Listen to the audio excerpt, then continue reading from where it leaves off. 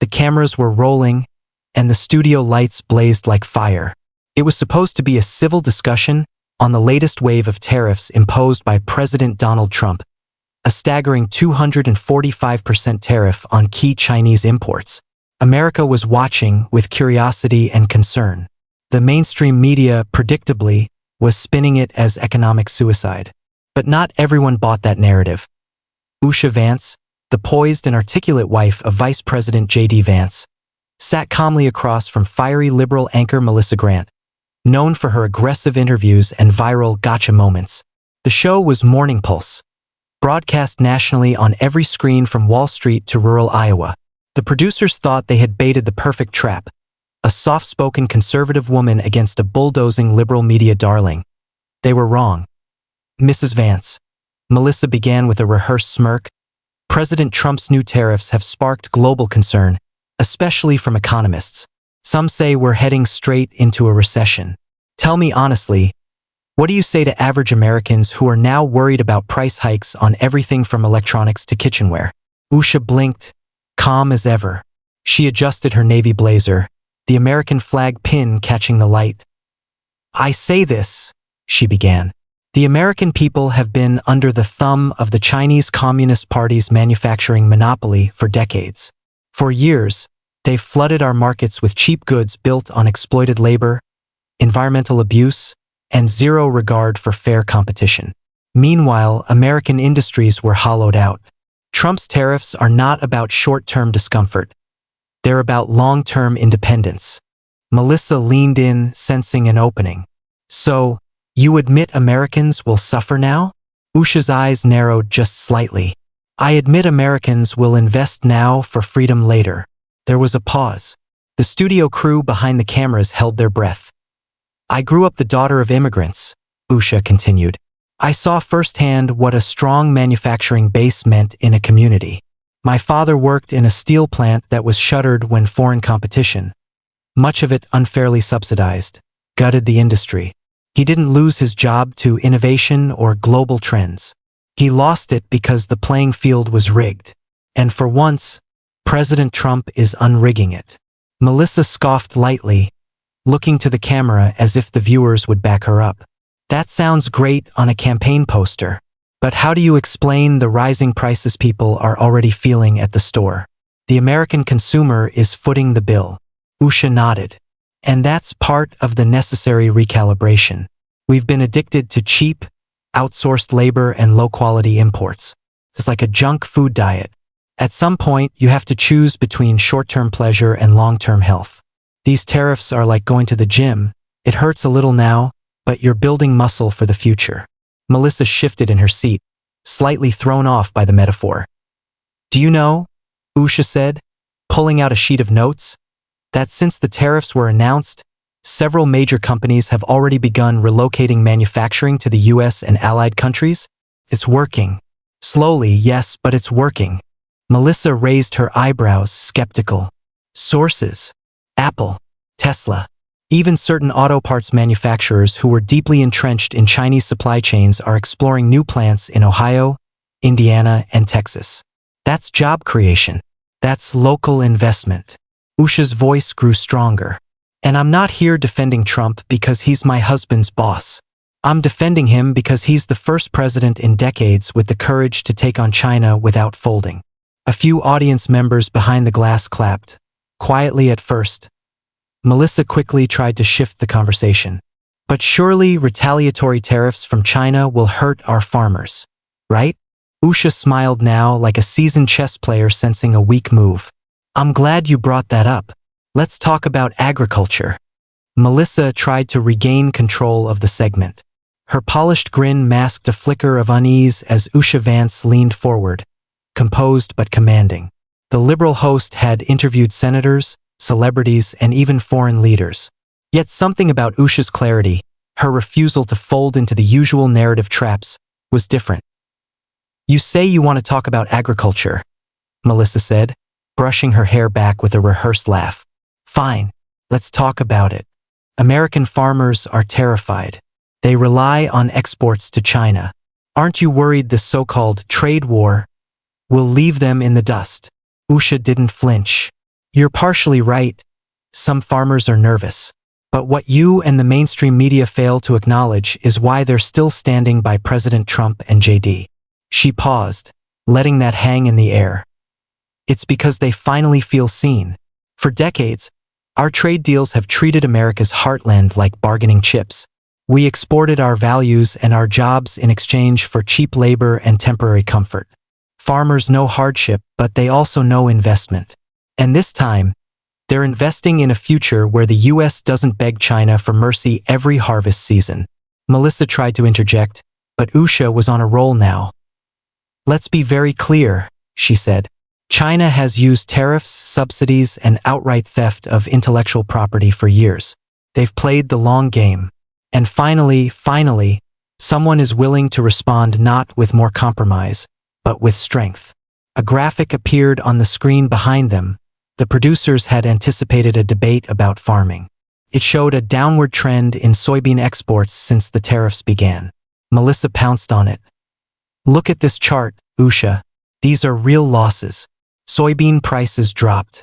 Some farmers are reporting millions in lost revenue. Usha nodded slowly. Yes, and in response, the Trump administration has directed billions in support through the USDA to help offset those temporary losses.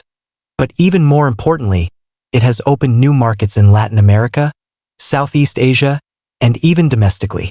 Did you know American soy is now being used more heavily in sustainable fuel development than ever before? Melissa blinked. That stat wasn't in her notes. The tariffs aren't a one-dimensional plan, Usha continued. They're part of a layered strategy to decouple from a regime that censors, manipulates, and controls its population, and, through trade, attempts to do the same to us. You want to talk morality? How moral is it to support a system built on forced labor in Xinjiang? A visible murmur rippled through the live studio audience. I've spoken to farmers in Kentucky, in Iowa, in Nebraska, Usha said, her voice steadier and stronger with every sentence. They're not worried about temporary losses. They're thinking about the next generation. They're sons and daughters who want to inherit a country that produces, builds, grows, and owns its future.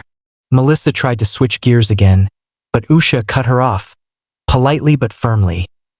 You keep talking about the cost of these tariffs, she said. Let's talk about the cost of doing nothing. You want to talk about inflation? How about the inflation caused by over-reliance on fragile Chinese supply chains? During COVID, Americans couldn't even get basic medicine or masks without waiting on Chinese exports. That wasn't capitalism, that was dependence. Now we're correcting that, rebuilding, reshoring. And yes, it's uncomfortable, but it's necessary. For the first time in the broadcast, Melissa had no immediate retort. She glanced down at her notes, trying to recover. Usha leaned back, letting the silence underscore her point. The camera cut briefly to the audience behind the glass. A mix of producers, staffers, and a few curious citizens. Several of them were nodding. One man even mouthed, "She's right." Melissa cleared her throat, flipping the page. Let's talk about consumers next. And I'll gladly address that, Usha replied, smiling again. Because Americans are waking up. They're realizing that cheap doesn't mean better. And freedom costs something. Melissa Grant forced a smile as she shifted uncomfortably in her chair. For someone who prided herself on dominating live segments, she was now clearly playing defense. Usha Vance wasn't the meek, overly cautious political spouse the network had expected. She was a force, speaking not just with conviction, but with hard facts and unapologetic patriotism. Let's talk about consumers. Melissa tried again, her tone clipped. You claim this is about restoring American industry and independence. But let's be honest, many working-class families are now seeing price hikes at Walmart, at Target, at the gas pump. Tariffs may sound noble, but in reality, aren't they just another burden on the American shopper? Usha responded without missing a beat. No one denies there's a short-term cost.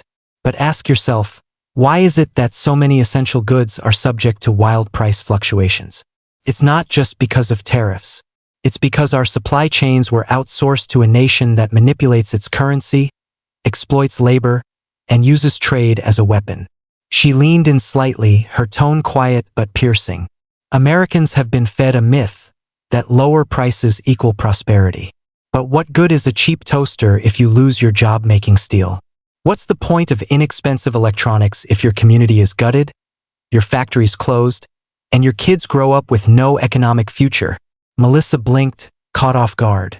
This administration isn't just slapping tariffs for show. Usha continued. They're creating incentives for domestic production, cutting red tape for small manufacturers, and supporting training programs to revive blue-collar skills. And guess what? It's working. The screen behind them changed again, this time displaying a headline from a recent report by the Wall Street Journal. Post-tariff manufacturing surge in Midwest.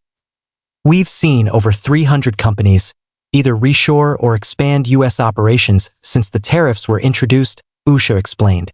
From semiconductors to textiles, from auto parts to pharmaceuticals, we're seeing a renaissance. And it's not happening in Manhattan or Silicon Valley. It's happening in Toledo, in Youngstown, in rural Tennessee. Melissa tried to cut in, but Usha wasn't done. And yes, some prices have gone up slightly, but those increases are being balanced by job growth, wage increases, and a renewed sense of national pride. Americans would rather pay a little more and keep their dignity than pay less and watch their country wither away. There was an unusual silence in the studio, a kind of stillness that settles when someone says what everyone else is afraid to admit. Melissa fumbled for another statistic. But the Consumer Price Index is temporary noise, Usha shot back. Markets react emotionally to bold moves. But long-term planning? That's what builds nations. China's been playing that game for 40 years. Finally, we are too.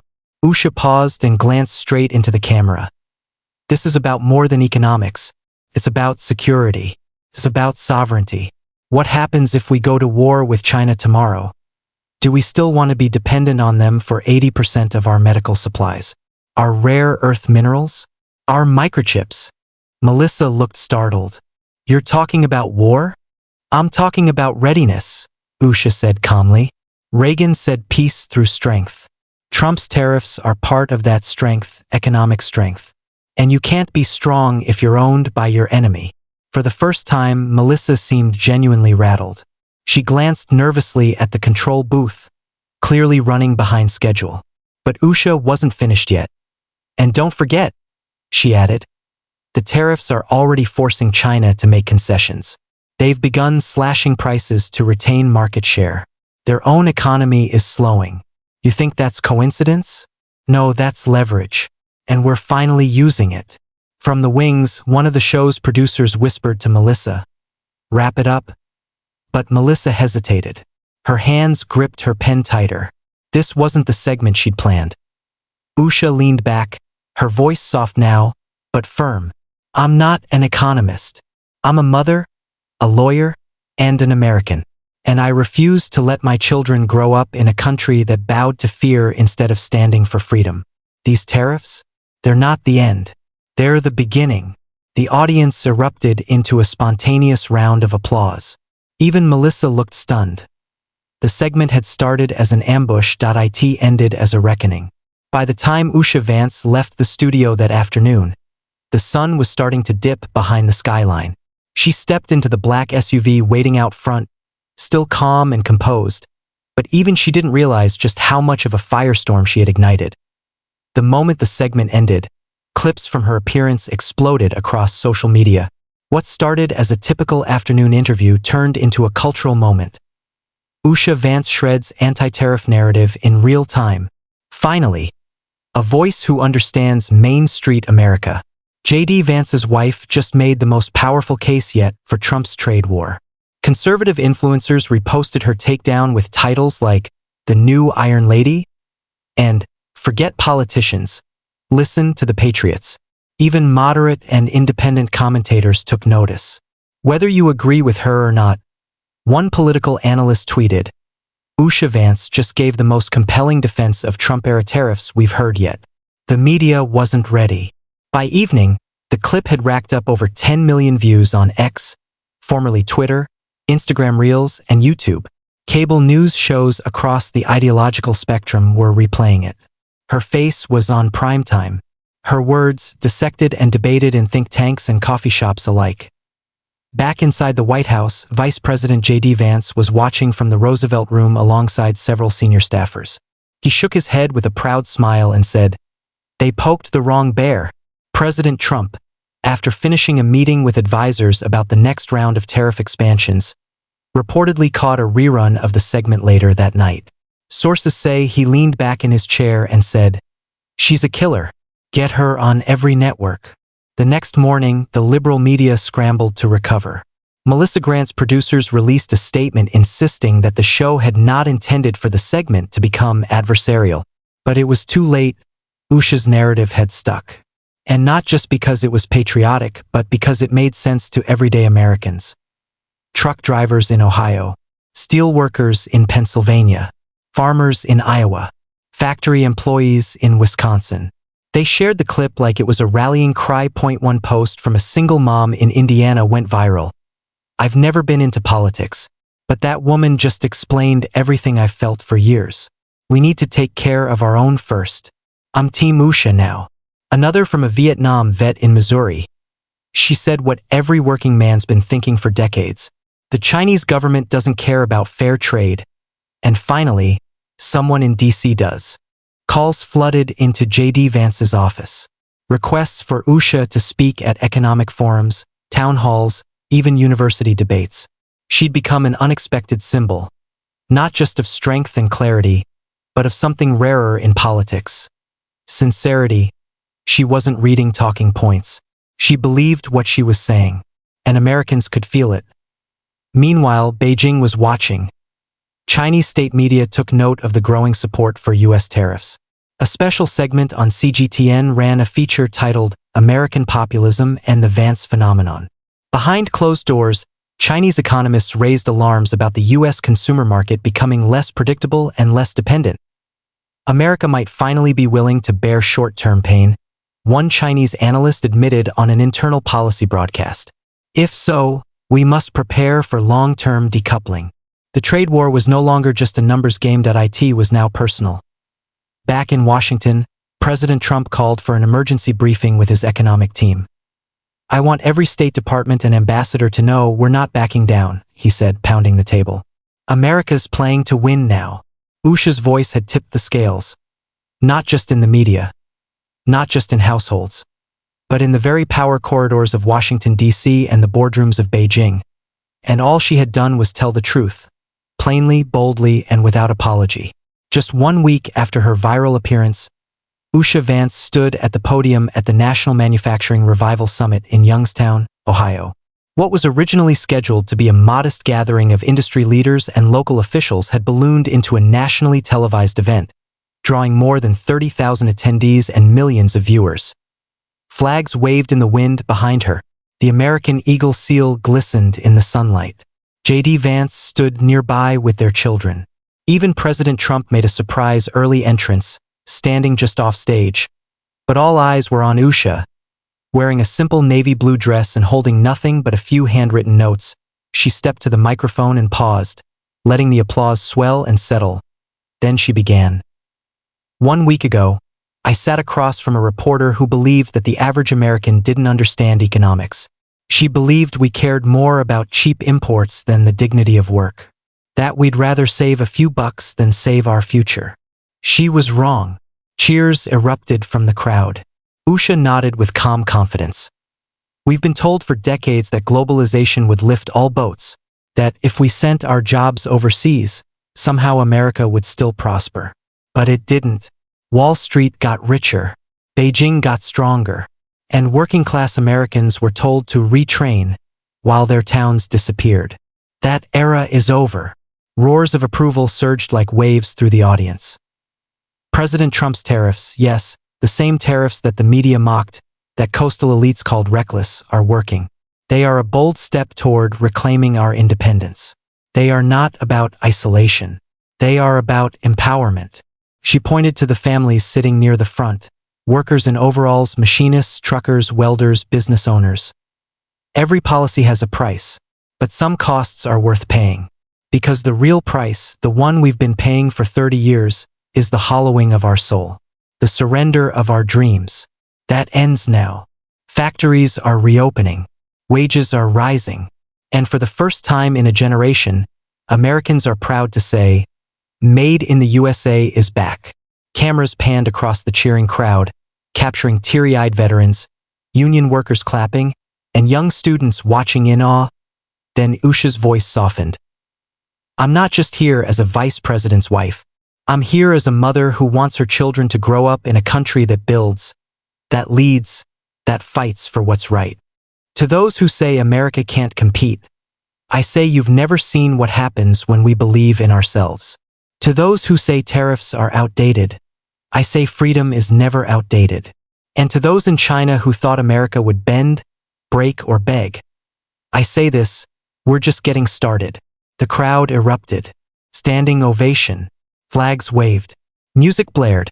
A classic mix of Bruce Springsteen's Born in the USA and Lee Greenwood's God Bless the USA. President Trump walked up beside her, clapped her on the shoulder, and simply said, "She gets it." That night, the summit coverage dominated the airwaves. Even liberal networks couldn't ignore the energy. CNN's reluctant headline read, "Tariffs spark new wave of patriotism. Usha Vance becomes unexpected voice of the movement." Across the Pacific, China's Ministry of Commerce held an emergency session. Intel suggested that America's shift wasn't a fluke. It was a new phase, a phase where consumers were choosing loyalty over luxury, where families were willing to invest in their country's future, where voters were standing with a mother who spoke plainly and truthfully. A trade war had begun. But America wasn't flinching, and Usha Vance, a quiet woman with a firm spine and clear eyes, had helped light the fire. From boardrooms in D.C. to dinner tables in Des Moines, her message echoed, "Cheap isn't freedom, and America is worth the cost." The tariffs were no longer just about dollars. They were about destiny. And thanks to Usha, the nation had found its voice again.